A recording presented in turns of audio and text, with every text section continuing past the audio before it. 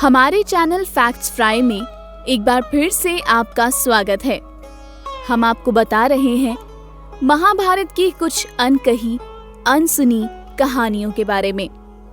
आज की इस वीडियो में हम आपको बताएंगे कि कैसे महारथी कर्ण का जन्म हुआ और किस प्रकार धृतराष्ट्र, पांडु और विदुर का विवाह हुआ। कर्ण की माँ का नाम कुंती और पिता का नाम सूर्यदेव है। इसके पीछे एक बहुत लंबी कहानी है। कर्ण का जन्म कुंती के विवाह से पहले हुआ था। कुंती का पहले नाम प्रथा था। कुंती के पिता का नाम शूरसेन था।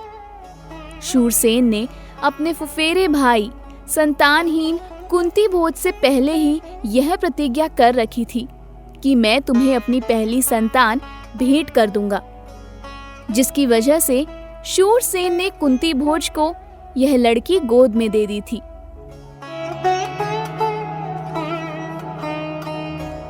कुंती भोज के यहाँ रहने के कारण ही शूरसेन की पुत्री प्रथा का नाम कुंती पड़ा।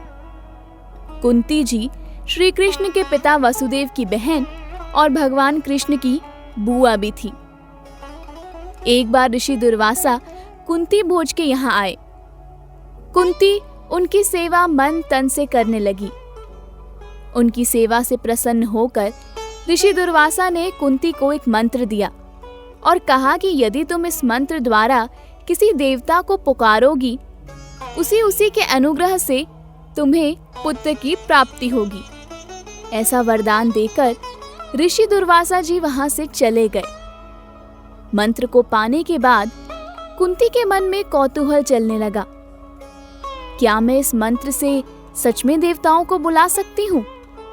ऐसा विचार करके कुंती ने मंत्र की परीक्षा के लिए सूर्यदेव का आह्वान किया।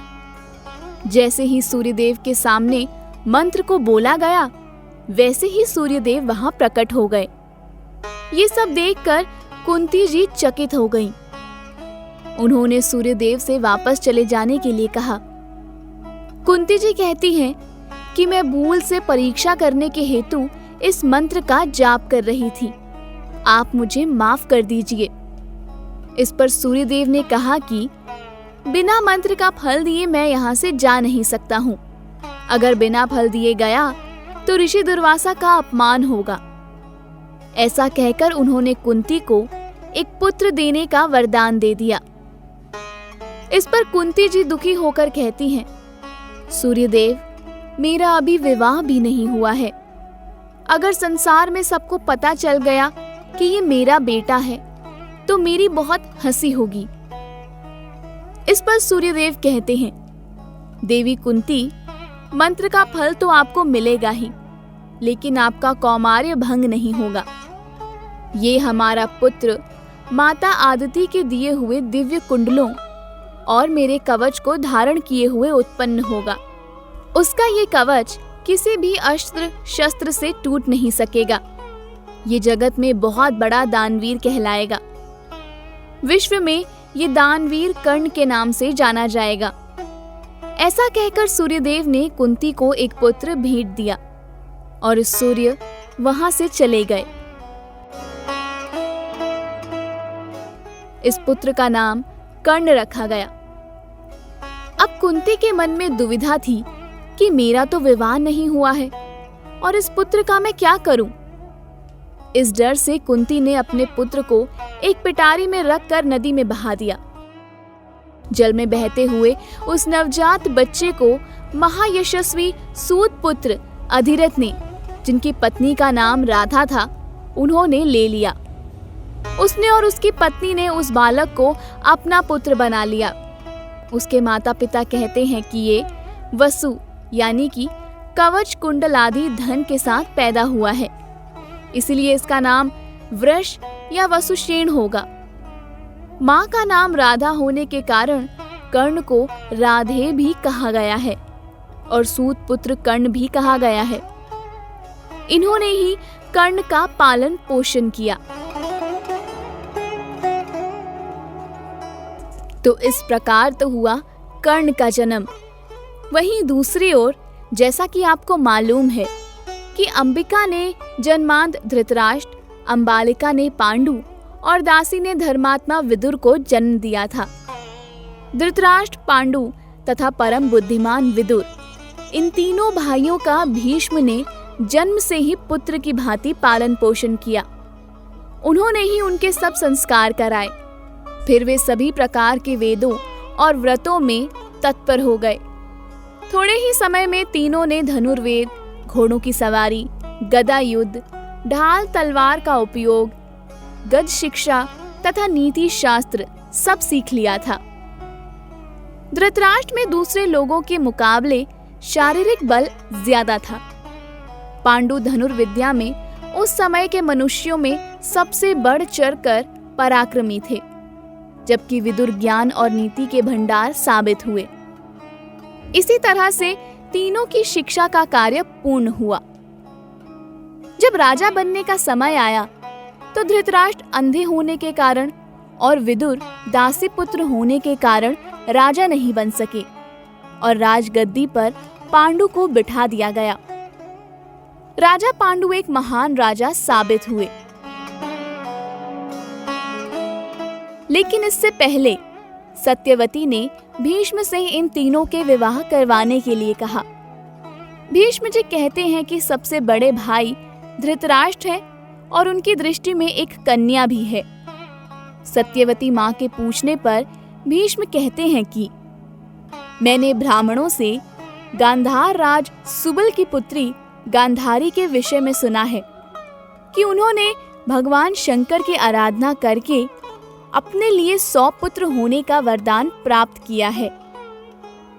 सत्यवती ने कहा कि भीष्म, तुम बात को आगे बढ़ाओ। भीष्म ने गांधार राज के पास अपना दूत भेजा। सारी चीजें ठीक थी, लेकिन धृतराष्ट्र का अंधा होना, इस वजह से किसी को भी यह रिश्ता उचित नहीं लगा। फिर भी भीष्म की बात को कोई टाल नहीं सकता था। स्वयं गांधारी भी इस विवाह से दुखी नहीं थी। लेकिन जब गांधारी ने सुना कि धृतराष्ट्र अंधे हैं और मेरे माता पिता मेरा विवाह उन्हीं के साथ करना चाहते हैं, तब उन्होंने रेशमी वस्त्र लेकर उसकी कई तय करके उसे अपनी आंखों पर बांध लिया। एक दिन गांधार राजकुमार शकुनी अपनी बहन गांधारी को साथ लेकर भीष्म जी के पास गए और उन्होंने बड़े आदर सत्कार के साथ धृतराष्ट्र को अपनी बहन सौंप दी। फिर शकुनी ने भीष्म जी की सम्मति के अनुसार विवाह कार्य को संपन्न किया। शकुनी ने अपनी बहन का विवाह किया और दहेज भी दिया। बदले में भीष्म जी ने भी उनका काफी सम्मान किया। बाद में वे अपनी राजधानी लौट आए। गांधारी एक पतिव्रता नारी थी, इसलिए ये सभी लोग प्रसन्न थे। गांधारी ने कभी दूसरे पुरुषों का नाम तक नहीं लिया। बात करें अगर पांडु और कुंती विवाह की, तो कुंती भोज ने अपनी पुत्री कुंती का स्वयंवर रखा। उस स्वयंवर में एक से बढ़कर एक राजा आए हुए थे। कुंती ने सब राजाओं के बीच रंगमंच पर बैठे हुए भरतवंश शिरोमणि राजा पांडु को देखा। कुंती ने शर्माते हुए राजा पांडु के गले में अपनी जयमाला डाल दी। सब राजाओं ने जब सुना कि कुंती ने महाराज पांडु को अपना वर चुन लिया है, तब वे हाथी, घोड़े और रथों आदि वाहनों द्वारा जैसे आए थे वैसे ही अपने अपने स्थान को वापस लौट गए। फिर कुंती के पिता ने कुंती और पांडु का विधिवत विवाह कर दिया। महाराज कुंती भोज ने कुंती और पांडु का विवाह संस्कार संपन्न करके उस समय उन्हें अनेक प्रकार के धन और रत्नों द्वारा सम्मानित किया। फिर पांडु को उनकी राजधानी में भेज दिया। इस प्रकार पांडु कुंती को लेकर हस्तिनापुर में आ गए। आप में से बहुत सारे लोगों ने धृतराष्ट्र और पांडु के विवाह के बारे में तो जाना होगा, लेकिन आज हम आपको बताएंगे पांडु और माद्री के विवाह के बारे में। माद्री का अर्थ है मद्र देश की। भीष्म ने मद्रराज शल्व की बहन माद्री के अत्यंत गुणी तथा सुंदरी होने के विषय में सुन रखा था। इसीलिए भीष्म जी मद्रराज की राजधानी में गए। भीष्म जी कहते हैं कि सुना है तुम्हारी एक यशस्विनी बहन है जो बड़े साधु स्वभाव की है। उसका नाम माद्री है। मैं माद्री को अपने पांडु के लिए वरण करता हूँ। भीष्म जी के यूं कहने पर मद्रराज ने उत्तर दिया कि मेरा विश्वास है कि आप लोगों से श्रेष्ठ वर मुझे ढूंढने से भी नहीं मिलेगा, लेकिन इस कुल में पहले के श्रेष्ठ राजाओं ने कुछ शुल्क लेने का नियम चला दिया है। भीष्म जी कहते हैं, राजन, यह उत्तम धर्म है। स्वयं ब्रह्मा जी इसे धर्म कहते हैं। यदि तुम्हारे पूर्वजों ने इस विधि को स्वीकार कर लिया है तो इसमें कोई दोष नहीं है। ऐसा कहकर भीष्म जी ने राजा शल्य को सोना और उसके बने हुए आभूषण तथा बहुत अलग अलग तरह के रत्न भेंट किए। बहुत से हाथी, घोड़े, रथ, वस्त्र, अलंकार और मणि मोती के मूंगे भी दिए। वह सारा धन लेकर शल्य का चित्त प्रसन्न हो गया था। उन्होंने अपनी बहन को अच्छी तरह से सजाकर राजा पांडु के लिए भीष्म जी को सौंप दिया। भीष्म जी माद्री को लेकर हस्तिनापुर में आए और शुभ मुहूर्त आने पर राजा पांडु और माद्री का विधि पूर्वक विवाह हुआ।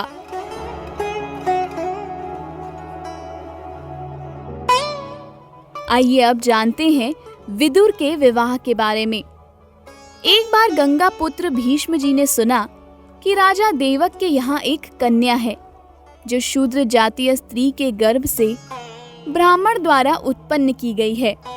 वह सुंदर रूप और युवावस्था से संपन्न है। तब इस भरत श्रेष्ठ ने उसका वरण किया और उसे अपने यहाँ लाकर उसके साथ परम बुद्धिमान विदुर जी का विवाह करवा दिया। तो दोस्तों, ये थी महाभारत की कुछ अनसुनी कहानियाँ। ऐसी ही कहानियाँ और भी हम आपको बताते जाएंगे। उसके लिए सब्सक्राइब करें हमारे चैनल फैक्ट्स फ्राई को और इस वीडियो को लाइक और शेयर कीजिए। मिलते हैं अगली वीडियो के साथ। तब तक के लिए हमारे चैनल फैक्ट्स फ्राई के साथ जुड़े रहें।